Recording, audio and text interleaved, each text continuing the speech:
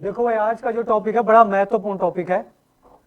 सिंधु नदी की बाईं ओर से मिलने वाली सहायक नदियां देखेंगे हम मैप से, है ना। वैसे सिंधु नदी की बाईं ओर से जो सहायक नदियां, उनमें सबसे प्रमुख कौन सी है? झेलम, चिनाब, रावी, ब्यास और सतलज। तो खास करके इन्हीं नदियों को लोग पढ़ते हैं और हम भी पहले इनको ही पढ़ेंगे, है ना। मतलब मेन इन्हीं में, जिनको बोलते हैं ना आप लोग, जो पंजाब का नाम 5 जो है इन्हीं नदियों की वजह से, है ना। ये 5 नदियां इन्हीं नदियों की वजह से पंजाब का नाम पड़ा है ना। पंजाब मतलब 5 से ही पड़ा हुआ है ना। तो इन्हीं 5 नदियों, यही 5 नदियां जो है सिंधु की सबसे बेहतर 5 नदियां, मैप में देखेंगे कहां से निकलती है, मतलब उद्गम कहां पे है और कहां पे जाके ये सिंधु नदी में संगम बनाएगी, है ना, क्योंकि सिंधु की सहायक नदियां हैं। और कुछ और महत्वपूर्ण पॉइंट जो उनके रास्ते में आएंगे, है ना, वो चीजें हमने देखना है। और उनके पुराणों में किन किन नामों से इनको जाना जाता है, पुराणों में भी इनके नाम पूछता है, इतिहास में भी पूछता है और ज्योग्राफी में भी पूछता है। तो सबसे पहले तो हमने सिंधु नदी इससे पहले वाले टॉपिक में पढ़ ली थी, लेकिन फिर भी यहाँ पे थोड़ा सा फिर से देख लेते हैं एक बार। सिंधु नदी का उद्गम कहां से होता है, फटाफट बताना। मानसरोवर ग्लेशियर के पास, सोनाख्या बाब ग्लेशियर, और या फिर आप इसी को क्या बोल सकते हो, चेमा युंगदुंग। मानसरोवर ग्लेशियर के पास सोनाख्या बाब ग्लेशियर या चेमा युंगदुंग ग्लेशियर से निकलती है और पश्चिम दिशा की ओर बहती हुई ऐसे करके जो हमारा ये क्या कहते हैं, कौन सा, ले, जो लद्दाख है, लद्दाख के जो ले जिला है, ले में प्रवेश करेगी और लद्दाख के बाद इस तरीके से जो है कहां पे, यहाँ पे आएगी, कहां पे, जम्मू कश्मीर में, लद्दाख और जम्मू कश्मीर में आएगी। वहां से ये क्या करेगी, पाकिस्तान में प्रवेश करेगी और पाकिस्तान में इस तरीके से ये बहती हुई जो है ऐसे करके, ये जो है यहाँ पे ये वाला जो सागर आएगा वो कौन सा आएगा आपका, ये यहाँ पे कौन सा सागर है, अरब सागर, और अरब सागर में क्या है, गिर जाएगी। ये आपकी सिंधु नदी थी इस तरीके से। अब जो ये सिंधु नदी है, इसी सिंधु नदी की सहायक नदियां, ये 5 नदियां हैं जो महत्वपूर्ण है। इसके अलावा कुछ और नदियां भी है, उनकी भी बात करेंगे जो दाईं ओर से मिलेगी सिंधु नदी में, लेकिन ये 5 नदियां सबसे ज्यादा महत्वपूर्ण है। तो हमें इन्हीं 5 नदियों को सबसे पहले पढ़ना है भाई, ठीक है। तो इन्हीं 5 नदियों को पढ़ने के जो दो तरीके से आप इनको पढ़ सकते हो। एक तो क्रम वाइज ऊपर से नीचे की तरफ को, और एक दूसरा जो मतलब हर जगह जो है जो पढ़ते हैं लोग, है ना। लेकिन हम मैप से देखेंगे, मैप से हमारा ज्यादा बेहतर हो जाएगा। तो हम सबसे पहले जो है उस प्रॉपर तरीके से पढ़ेंगे जो हमने पढ़ना चाहिए। इनमें क्या है कि सबसे पहले हम क्या पढ़ेंगे, चिनाब नदी को और सतलुज नदी को देखेंगे सबसे पहले, है ना। फिर बाद में दूसरे तरीके से भी देख लेंगे। सबसे पहली बात करते हैं चिनाब नदी की, है ना। बाकी की नदियों की बात तब करेंगे। सबसे मेन यहाँ पे चिनाब नदी है। चिनाब नदी का जो उद्गम होता है वो बाड़ा लाचाला दर्रे से होता है। मेन बाड़ा लाचाला हिमाचल प्रदेश में। यहाँ पे सबसे पहले हम लिख देंगे बाड़ा लाचाला, है ना। क्या है ये, बाड़ा लाछाला।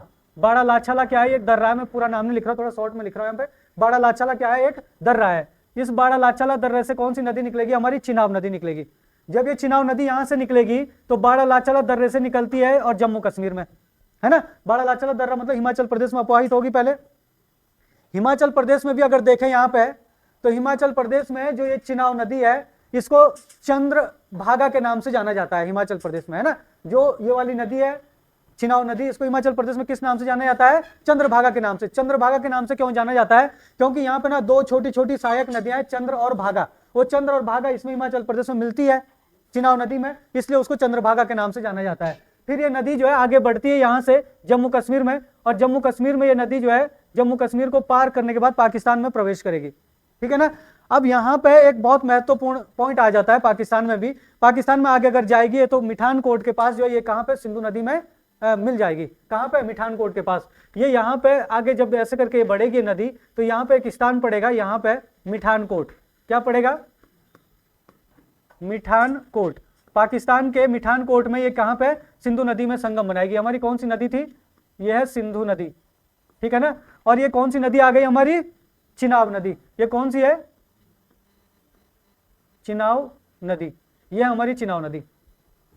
अब यहां पे जितनी भी हमारी बाकी की नदियां हैं ब्यास को छोड़कर, ये सारी के सारी नदियां जो है चिनाब नदी में ही जाके गिरेगी भाई, है ना। दूसरे तरीके से भी बताऊंगा मैं, क्रम से थोड़ा और आसान लगेगा शायद आपको, लेकिन पहले जरा इस तरीके से देखो। ये आपकी चिनाब नदी है और चिनाब नदी को हिमाचल प्रदेश में किस नाम से जाना जाता है, किस नाम से, चंद्रभागा। यहाँ पे हिमाचल, ये तो चिनाब नदी है, यहाँ पे इसको हिमाचल प्रदेश में चंद्रभागा के नाम से जाना जाता है, ठीक है। अब दूसरी नदी आपको ध्यान रखनी है इसके बाद, सतलुज नदी, ठीक है ना। यहीं पे जहां पे ये सोनाख्या बाब या चेमा युंगदुंग ग्लेशियर है, ये मानसरोवर ग्लेशियर के आसपास पड़ता है। और उसी मानसरोवर ग्लेशियर के पास पड़ता है राकस ताल। यहां पे एक ताल पड़ेगा, क्या है इसका नाम? राकस ताल। ठीक है भाई, यहां पे क्या पड़ेगा आपका? राकस ताल पड़ेगा। जो राकस ताल है ये कहां पे है आपका? तिब्बत में। तिब्बत में मानसरोवर ग्लेशियर के पास क्या पड़ता है आपका? राकस ताल पड़ता है। इस राकस ताल से निकलेगी भाई आपकी कौन सी नदी? सतलज नदी। सतलज नदी यहां से ऐसे करके निकलती है ये, और जो सतलज नदी है इसको जो है लांगचेन खंबन के नाम से यहां पे जाना जाता है तिब्बत में। किस नाम से? लांगचेन खंबन। लांगचेन खंबन के नाम से जाना जाता है। और ये नदी जब यहां पे आती है ना, तो यहां पे हिमाचल प्रदेश में ये वाला जो एरिया है, यहां पे एक दर्रा है जिसको कहते हैं सिपकिल्ला। सिपकिल्ला दर्रा। ये प्रश्न आता है पेपर में कि जो सतलुज नदी किस दर्रे से होकर जो है क्या कहते हैं भारत में प्रवेश करती है या फिर हिमाचल प्रदेश में प्रवेश करती है? तो सिपकिल्ला दर्रा। सिपकिल्ला दर्रे से होकर ये हिमाचल प्रदेश में प्रवेश करेगी भारत में। हिमाचल प्रदेश के बाद ये पंजाब में प्रवेश करती है, और पंजाब में जाने के बाद ऐसे करके पाकिस्तान में प्रवेश कर देगी। यहां पे हिमाचल प्रदेश में या पंजाब और हिमाचल प्रदेश के बॉर्डर में यहां पे एक बांध है जिसका नाम है भाखड़ा नागल बांध। यहीं पे इस पर क्या है? भाखड़ा नागल बांध का निर्माण किया गया। किस बांध का निर्माण किया गया है? भाखड़ा नागल बांध का निर्माण। किस नदी पर? कौन सी नदी है ये? सतलज नदी है। ये सतलज नदी है, और सतलज नदी पर भाखड़ा नागल बांध का निर्माण किया गया है। और है तो हिमाचल और पंजाब के बॉर्डर में, लेकिन मेन रूप से हिमाचल वाले एरिया में ही पड़ता है। इसके बाद ये जो है ये नदी पाकिस्तान में प्रवेश करेगी, है ना। और पाकिस्तान में इसका कोई एग्जैक्ट पॉइंट तो यहाँ पे बताता नहीं है, लेकिन अगर आप थोड़ा सा देखोगे तो ये स्थान जो है यहाँ पे बताता बहावलपुर के उत्तर में बताता है। यहाँ पे बहावलपुर पड़ता है, तो इसके उत्तर में ये कहाँ पे? चिनाव नदी से यहाँ पे संगम बनाएगी। तो आप यहाँ पे क्या बोल सकते हो? इस एरिया को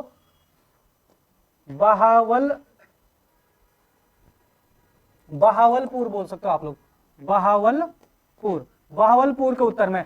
और जब चिनाव और सतलुज नदी मिल जाती है तो इसको एक नाम आपको ध्यान रखना, हमने आपको शायद बताया भी होगा पहले। एक नाम हम आपसे बता रहे हैं भैया ना, एक नाम है पंचनद, है ना। पंचनद बोले तो पंचनद मतलब पांच नदियां। पंचनद किससे बना? 5 नदियां। तो ये वाला जो एरिया होता है वो पंचनद बना देता है यहाँ पे, है ना। तो पंचनद मतलब 5 नदियां यहाँ पे मिलेगी, क्योंकि बाकी की नदियां इनमें ही जाके मिलनी है यहाँ पे, है ना। तो यहीं पे क्या बनता है आपका? पंचनद बनता है। ये भी ध्यान रखना, पंचनद पाकिस्तान में बने गए, सिंधु नदी की सहायक नदियों से मिलाकर जो पंजाब की 5 नदियां थी। अब यहाँ पे आप लोग देखना, ये आपकी सतलुज नदी है। अब मेन क्या है यहाँ पे कि जितनी भी इसके बाद की आप नदियां पढ़ोगे उनकी लंबाइयां तो आपको ध्यान नहीं रखनी है, लेकिन सतलुज नदी और आपकी कौन सी? चिनाव नदी। इन दोनों नदियों की आपको लंबाइयां पता होनी चाहिए भाई, दोनों की, है ना। जो चिनाव नदी है, अगर हम चिनाव नदी की यहाँ पे अलग से लिख दें तो चिनाव नदी की जो लंबाई है, कोई बता सकता है? 1800 किलोमीटर चिनाव नदी की लंबाई है। लेकिन अगर हम केवल इंडिया में देखें, मतलब भारत में, है ना, भारत में देखें तो भारत में 180 किलोमीटर है। भाई याद रखना बहुत आसान है, इसमें सीधा जो है 1800 का 1 0 हटा दो पीछे का, तो क्या बन जाएगा? ये 180 किलोमीटर भारत में चिनाव नदी की लंबाई, है ना। और अगर आप जो है किसकी? सतलज की बात करोगे, सतलज की लंबाई कितनी है भाई? 1850 किलोमीटर। टोटल 1850 किलोमीटर है, और भारत में ये 1050 किलोमीटर है। भारत में 1050 किलोमीटर है। अब यहां पे देखना आप लोग कि जो ये नदी है, इस नदी में खास करके 1-2 चीजें और ध्यान रखनी है आपको, आप उसको अलग से ही नोट कर लेना कि इन दोनों नदियों पर कुछ डैम बनाए गए। इसका तो एक आ गया आपका, सतलुज नदी पर कौन सा बांध बनाया गया है? भाखड़ा नागल बांध। सतलुज नदी का तो ये ध्यान रखना, लेकिन चिनाव नदी में सलाल, बलिहार और डलहस्ती, ये याद रखना, बहुत पूछा जाता है। कौन सा? सलाल,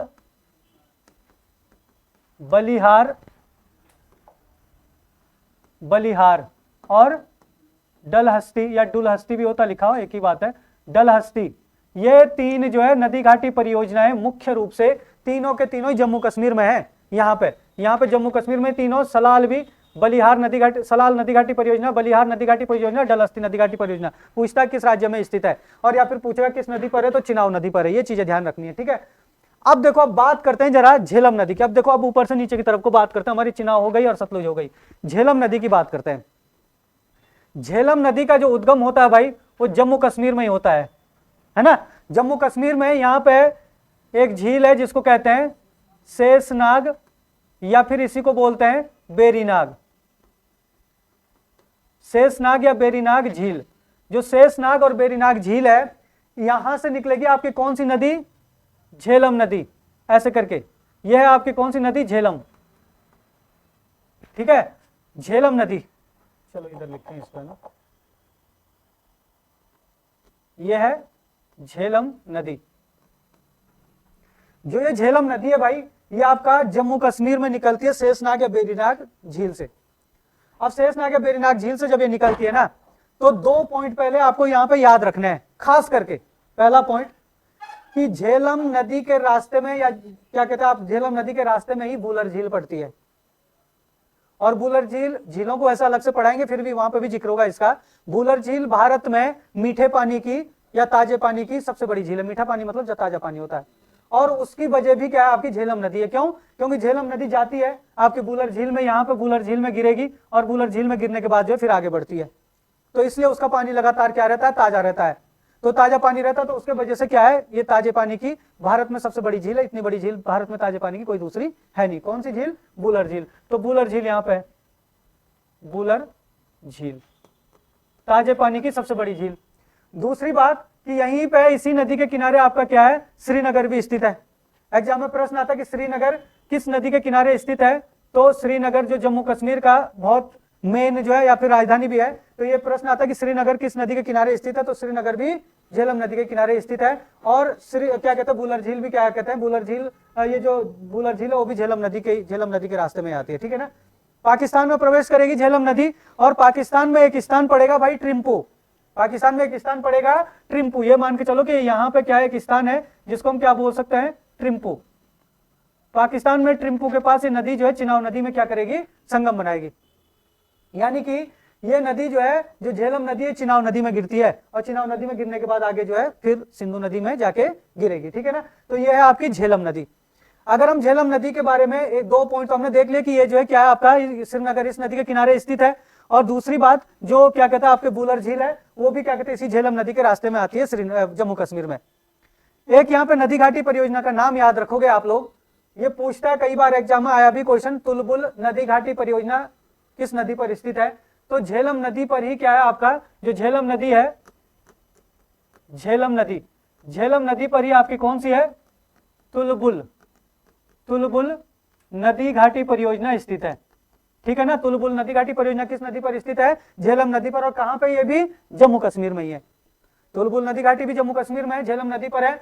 सलाल भी जम्मू कश्मीर में है, चिनाब नदी पर। बलिहार और डलहस्ती भी जम्मू कश्मीर में ही है। ये 3 चिनाब नदी पर है। और तुलबुल आपकी कहां पे है, जम्मू कश्मीर में। किस नदी पर, झेलम नदी पर, ठीक है। झेलम नदी हो गई। इसके बाद बात करते हैं जरा रावी नदी पर। आप लोगों ने रोहतांग दर्रे के बारे में सुना होगा, रोहतांग बोलते हैं वैसे हिंदी में, इंग्लिश में रोहतांग होता है, कहीं कहीं पे लिखा हुआ। तो जो रोहतांग है, रोहतांग कहां पड़ता है, हिमाचल प्रदेश में। तो यहाँ पे हिमाचल प्रदेश में जो ये वाला एरिया है, ये आप मान के चलो कि ये यहाँ पे क्या है आपका, रोहतांग है। रोहतांग दर्रा है ये, है ना। तो सिपकिला दर्रे से तो हमारी कौन सी सतलुज नदी ने प्रवेश किया था भारत में। और रोहतांग दर्रे से जो है कुल्लू के पास, कुल्लू मनाली सुना होगा आप लोगों ने, कुल्लू मनाली के पास रोहतांग दर्रे से निकलेगी आपकी कौन सी नदी, रावी नदी। रावी नदी भी पहले जो है हिमाचल प्रदेश में बहेगी। हिमाचल प्रदेश के बाद कहां जाएगी भाई रावी नदी, कोई बता सकता है किन किन राज्यों में रावी नदी बहेगी। एग्जाम में प्रश्न आता है कि रावी नदी किन राज्यों में बहती है, हिमाचल प्रदेश, जम्मू कश्मीर, हिमाचल प्रदेश, पंजाब, पंजाब, जम्मू कश्मीर, ऐसे करके आपके पास ऑप्शन दे देगा, केवल हिमाचल प्रदेश, ऐसे करके ऑप्शन दे देगा आपके पास। तो रावी नदी जो है हिमाचल प्रदेश में बहेगी, और हिमाचल प्रदेश के बाद ये नदी जो ऐसे करके पंजाब में प्रवेश करेगी, ऐसे करके। और पंजाब में बहने के बाद ये कहां पे, पाकिस्तान में प्रवेश करेगी। और पाकिस्तान में जब ये जाएगी नदी, देखो कहां से निकल रही है, रोहतांग दर्रे से। खास करके आपको याद रखना कौन सी नदी है ये है आपकी रावी नदी। रावी नदी खास करके आपको क्या याद रखना है कि रावी नदी किन राज्यों में बहती है, तो हिमाचल प्रदेश और पंजाब में जो है रावी नदी बहती है, ठीक है ना। यहां पे पंजाब प्रांत में, पाकिस्तान में एक स्थान पड़ता है सिंधु सराय, है ना। सिंधु सराय आपका ये मान के चलो कि यहां पे पड़ेगा, यहां पे एक स्थान पड़ेगा क्या, सिंधु सराय। कहां पे पड़ेगा ये, पाकिस्तान में। सिंधु सराय के पास जो ये रावी नदी इस तरीके से किस नदी में जाके गिरेगी, चिनाब नदी में। तो देखो झेलम नदी भी चिनाब नदी में आके गिरी थी, रावी नदी भी चिनाब नदी में ही जाके गिरी है, और सतलुज नदी भी चिनाब नदी में ही जाके गिरी है, ठीक है ना। तो ये नदी जो रावी नदी है, ये किन राज्यों में बहती है, हिमाचल प्रदेश और पंजाब में, और आगे जाके पाकिस्तान में प्रवेश करेगी। पाकिस्तान में सिंधु सराय के पास जो है कहां पे गिर जाएगी, कहां पे, चिनाब नदी में। अब आपकी आती है ब्यास नदी, ठीक है ना। जो ब्यास नदी है भाई, ये भी रोहतांग दर्रे से ही निकलती है। रोहतांग दर्रे के पास एक स्थान पड़ता है एग्जैक्ट, ब्यास कुंड उसको बोलते हैं। ब्यास कुंड उसको इसलिए बोलते हैं कि ब्यास नदी वहां से निकलती है, ठीक है ना। और यहाँ पे रोहतांग दर्रे का, ये तो मतलब रोहतांग दर्रे के इस वाले एरिया से निकल गई, मतलब उत्तर पश्चिम वाले एरिया से निकल गई, तो इसलिए उधर वाली ढाल पे ये निकल गई ऐसे करके। और जो इधर वाली दक्षिण वाली ढाल है, यहां से निकलती है आपकी कौन सी, ब्यास नदी, ब्यास कुंड से, रोहतांग दर्रे के जड़ से निकलती है, समझ लो रोहतांग दर्रे के जड़ से। और यहां से जब ये नदी निकलेगी तो पहले तो ये पंजाब में बहेगी, पंजाब में बहने के बाद ये कहां पे प्रवेश करेगी, सॉरी पहले हिमाचल प्रदेश में बहेगी रोहतांग दर्रे से, फिर ये क्या कहते हैं पंजाब में प्रवेश करेगी। और पंजाब में जाने के बाद ये नदी जो है यहां पे एक स्थान पड़ता है कपूरथला, ये यहां पे पड़ता है क्या, कपूरथला। ये कहां पे पड़ता है कपूरथला, कहां पे पड़ता है, पंजाब में। कपूरथला बोल देगा या फिर हरी के, इसको बोल देते हैं स्थान, कपूरथले के पास एक स्थान एग्जैक्ट हरी के, हरी के, तो हरी के पास या कपूरथले के पास ये नदी जो है, जो ये ब्यास नदी है, मैं यहां पे लिख देता हूं ब्यास। ये ब्यास नदी जो है किसमें मिल जाएगी, सतलुज नदी में। तो ये जो ब्यास नदी है, क्या ब्यास नदी या फिर रावी नदी के लिए हमने कोई नदी घाटी परियोजना के बारे में बताया, रावी नदी, रावी नदी के लिए जो नदी घाटी परियोजना है वो आपको याद रखना थीन, इसको मैं हटा देता हूं यहां से, है ना। देखो रावी नदी के लिए थीन, याद रखना थीन नदी घाटी परियोजना। पूछता है कि थीन नदी घाटी परियोजना कहां पे है, तो है तो ये पंजाब में है। किस नदी पर है थीन नदी घाटी परियोजना, तो रावी नदी पर थीन नदी घाटी परियोजना बहुत इंपॉर्टेंट है। और पोंग नदी घाटी परियोजना है ब्यास नदी पर, ब्यास नदी पर कौन सी आएगी, ब्यास नदी पर आएगी पोंग, पोंग नदी घाटी परियोजना। ये जो परियोजना है ना, और भी परियोजनाएं हैं, लेकिन ये समझो भाई कि वेरी वेरी इंपॉर्टेंट है, एग्जाम में यही आती रहती है। जितनी नदी घाटी परियोजनाएं बताई ना, इतनी याद रख लेना आप लोग। देखो सारे नदियों के लिए एक एक नदी घाटी परियोजना, थोड़ा अलग तरीके से भी देखते हैं इसको अभी, है ना। पहले देखना नदी घाटी परियोजनाओं को थोड़ा देख लेते हैं। हमने सबसे पहले सबसे ऊपर से अगर नीचे की तरफ को आए तो झेलम नदी पड़ी, सबसे ऊपर झेलम नदी है। झेलम नदी का ध्यान रखना, कौन सी नदी घाटी परियोजना, इस पर तुलबुल नदी घाटी परियोजना जो इंपॉर्टेंट है, जो आपके पास एग्जाम में आने के चांसेस बिल्कुल 90% रहते हैं जिसके। झेलम नदी के बाद हमने पढ़ी है कौन सी नदी, चिनाव नदी। चिनाव नदी के नदी घाटी परियोजना सलाल, बलिहार और डलहस्ती, जम्मू कश्मीर में ये भी, और झेलम नदी चिनाव नदी पर है। चिनाव नदी के बाद हमने पढ़ी ये वाली रावी नदी, है ना। रावी नदी पर आपने याद रखना थीन नदी घाटी परियोजना, वेरी वेरी इंपॉर्टेंट है। रावी नदी के बाद आपकी आई है यहाँ पे ब्यास नदी। ब्यास नदी में आपको ध्यान रखना पोंग नदी घाटी परियोजना ब्यास नदी पर है ना। और इसके बाद आपको ध्यान रखना कौन सा, सतलुज नदी पर एक बांध जो आपका क्या है बहुत महत्वपूर्ण है, भाखड़ा नागल बांध। भाखड़ा नागल बांध सतलुज नदी पर है, हिमाचल प्रदेश में, और हिमाचल प्रदेश और पंजाब के वैसे बॉर्डर पे। इसी भाखड़ा नागल बांध से एक क्या कहते हैं, एक झील का निर्माण होता है जिसको क्या बोलते हैं, गोविंद सागर झील बोलते हैं ना। तो गोविंद सागर झील है यहाँ पे, उसको कई जगह जो है भारत की सबसे बड़ी कृत्रिम झील भी बोलते हैं। लेकिन भारत की सबसे बड़ी कृत्रिम झील अगर याद रखो तो गोविंद बल्लभ पंत नदी सागर है, गोविंद बल्लभ पंत सागर है, वो कहां पे आपका रिहंद बांध में है, यूपी में। वो भारत की सबसे बड़ी कृत्रिम झील है, तो उसकी भी बात करेंगे हम बाद में। लेकिन फिलहाल इस पे भी सेम बनती है, लेकिन उसका नाम थोड़ा सा अलग है, उसमें गोविंद सागर है, और जो यूपी वाली उसका गोविंद बल्लभ पंत सागर है, ऐसे करके ना। ये गोविंद सागर है। गोविंद सागर के लिए कई जगह लिखा होता कि भारत की सबसे बड़ी कृत्रिम झील, लेकिन गोविंद बल्लभ पंत है जो रिहंद बांध पर है, ठीक है ना, सबसे बड़ी। तो ये चीज आपको ध्यान रखना है। अब थोड़ा सा जरा हम देखें तो ऊपर से नीचे की तरफ को जाएंगे तो सबसे ऊपर कौन सी नदी आती है, झेलम नदी। झेलम नदी के नीचे कौन सी आएगी आपकी, चिनाब नदी। चिनाब नदी के नीचे कौन सी नदी आएगी, रावी नदी। रावी नदी के नीचे कौन सी आएगी, ब्यास नदी। और ब्यास नदी के नीचे सबसे दक्षिण में कौन सी आएगी आपकी, इनमें कौन सी, सतलुज नदी। सतलुज नदी जो है ये मान के चलो कि आपका, अगर आप देखोगे एक प्रश्न आता पेपर में कि इनमें से कौन सी नदी ऐसी है जो 3 देशों में बहती है, समझ लो। सिंधु की कौन सी सहायक नदी जो 3 देशों में बहती है, सिंधु तो खुद 3 देशों में बहती है, लेकिन सिंधु की सहायक नदी पूछी थी। अब सिंधु भी देखो आपका एक चीन तिब्बत हो गया, है ना, तिब्बत बोल दो, और दूसरा भारत हो गया, तीसरा पाकिस्तान हो गया। ऐसे ही आपकी सतलुज है, भारत हो गया, चीन हो गया, या तिब्बत बोल दो, तिब्बत हो गया, भारत हो गया, और पाकिस्तान हो गया सतलुज। बाकी की देखो ये भारत पाकिस्तान, भारत पाकिस्तान, भारत पाकिस्तान, है ना। और अगर ब्यास की बात करें तो ब्यास पाकिस्तान में कहीं नहीं जा रही है, ब्यास केवल भारत में बह रही है।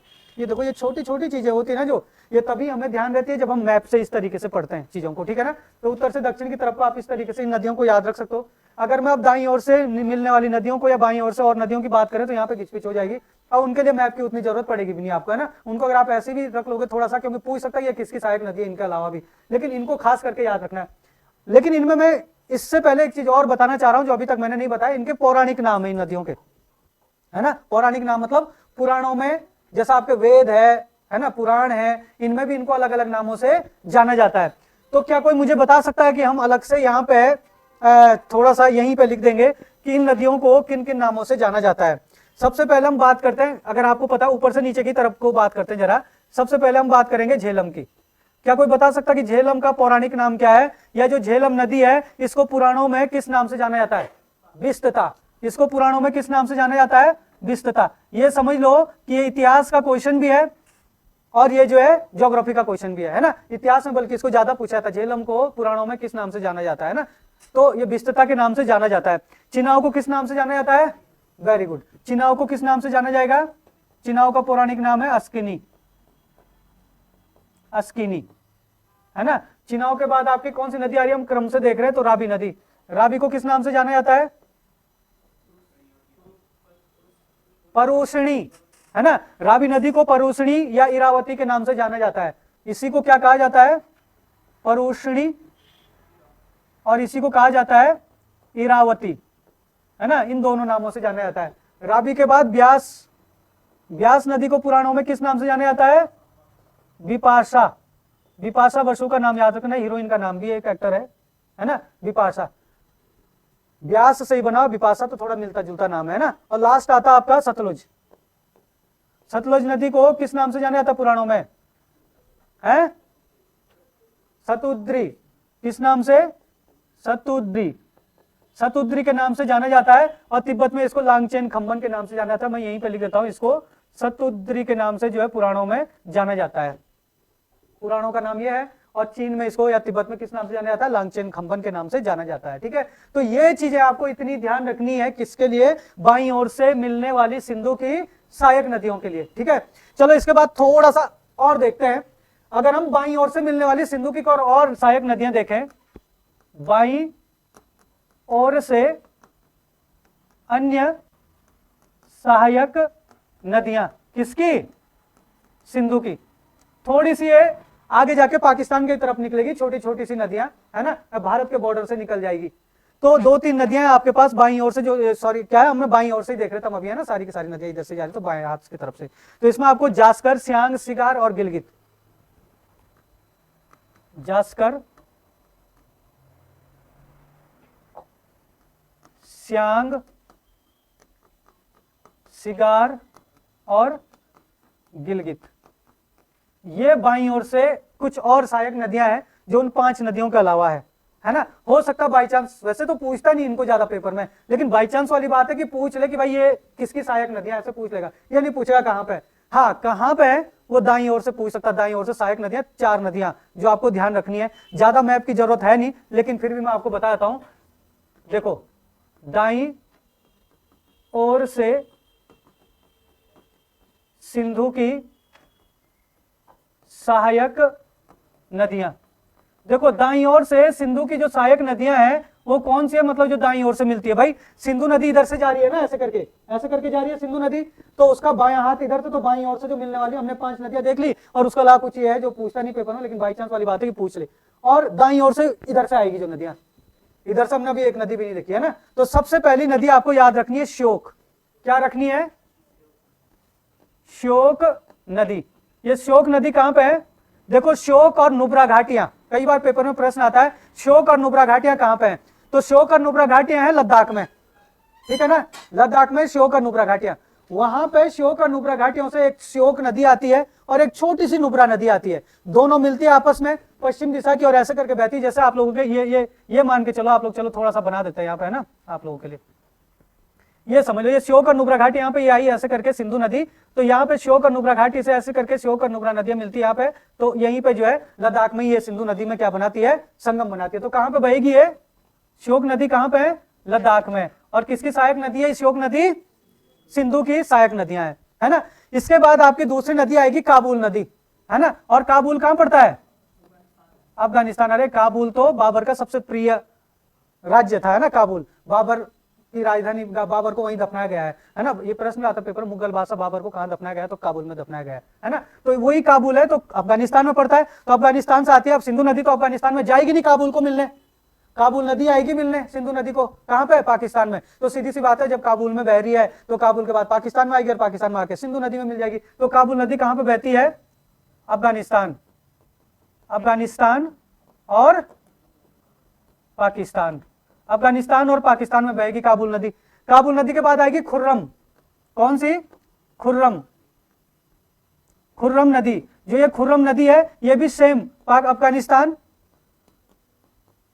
अफगानिस्तान और पाकिस्तान, अफगानिस्तान में बहती है, और अफगानिस्तान में बहने के बाद पाकिस्तान में आएगी, और पाकिस्तान में जो है ये समझ लो सीधा क्रम से ही चल रही है ऐसे करके, है ना। और फिर किसमें मिल जाएगी, ये खुर्रम नदी भी सिंधु नदी में मिल जाएगी। और एक नदी आती है भाई गोमल, बड़ी इंपॉर्टेंट नदी है ये। गोमल नदी को ग्रुप सी के पेपर में पूछा भी गया था। नाम है ना, नाम लग रहा है गो, गो है ना, गो मतलब गोमल मतलब गाय का मल, है ना, गाय का मल मतलब गोबर, है ना। तो गाय के मल से, और हिंदू धर्म में जो है गोमल को बहुत मानते हैं। अब कोई आदमी सोच भी नहीं सकता कि गोमल नदी जो पाकिस्तान में या अफगानिस्तान में हो सकती है। और इसी वजह से शायद पेपर में पूछा भी गया था कि गोमल सिंधु की एक प्रमुख सहायक नदी है, ये नदी जो है किस देश में बहती है। ये प्रश्न ग्रुप सी के पेपर में आया हुआ है। और वहां पे दिया था चीन, दिया था भारत, दिया था पाकिस्तान, और दिया था अफगानिस्तान। 4 देशों के नाम दिए थे। तो आपको ध्यान देना है, अफगानिस्तान, अफगानिस्तान और पाकिस्तान। ये देखो भाई, सीधी सी बात है, लद्दाख मतलब श्योक नदी को छोड़कर काबुल, खुर्रम और गोमल, तीनों के तीनों नदियां जो है अफगानिस्तान पाकिस्तान, अफगानिस्तान पाकिस्तान में बह रही है, ठीक है ना। तो ये चीजें आपको थोड़ा सा ध्यान रखना कि गोमल नदी किसकी सहायक नदी है, सिंधु की, दाईं ओर से मिलने वाली सिंधु की सहायक नदी है, और पाकिस्तान में मिलती है, और अफगानिस्तान से, और अफगानिस्तान और पाकिस्तान में बहती है। दूसरी खुर्रम नदी भी बहुत महत्वपूर्ण है, पूछता है, काबुल भी पूछता है, और श्योक नदी भी पूछता है, ठीक है ना। श्योक भी बहुत इंपॉर्टेंट है, श्योक तो भारत में ही बहती है, ठीक है। तो ये चीजें भी आपको इसके अलावा ध्यान रखना है। तो ये था भाई आपका सिंधु नदी तंत्र, है ना।